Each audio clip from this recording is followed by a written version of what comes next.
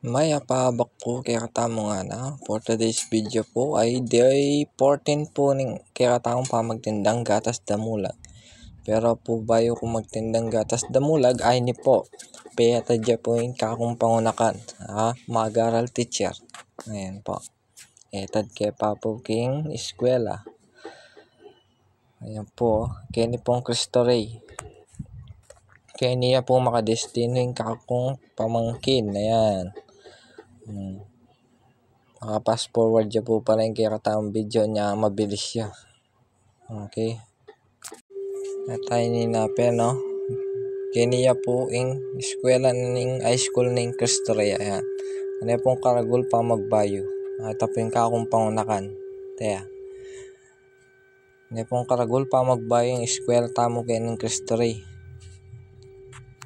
At itapin po kaya ba't kaya ito din kaya katamong pangunakan. Ayan. Diretso na po para mag-pick up tamo po kaya tang titinda kong gatas damulag. Palben niya po ang gandulin kaya katamong video. Like and share na lang po kaya katamong video. Okay? Follow niyo na rin po ako.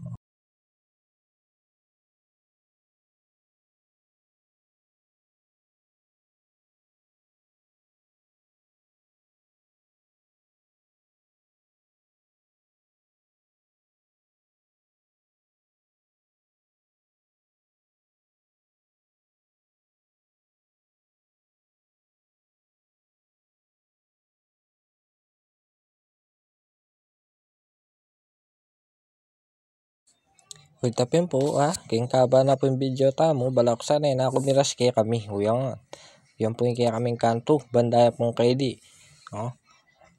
Bako-bakuya pa mo. Ako, na maglundag lang po rin, dadala akong boting pidinan kay, gatas damulag. Ayan, Nung kaya po, masyasya po yung shock ni motor yu. Karoon ko, kasakit yung kaya kene. Buldet. Mga saldak kayo. Basta diretso niya mo po yan. O yan. Kaya mo po yung kaya kami.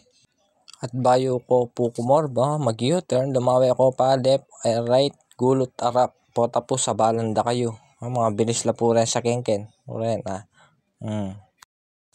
Tapin po, disnang ko na yung kaya katamo tutindang gatas. So yan, may ka-12 tamo pong boti. Okay, yan po yung kaya katamang itindangin ng Aldo ngayon ni. At ni po, agawa na para gumamidyo, yung masanting lalaking makabonet ay nakay ni. Tsaka maka-jacket ay mabalong sabyan. Yan po, sinabit na, tinali na kayong kay gulot.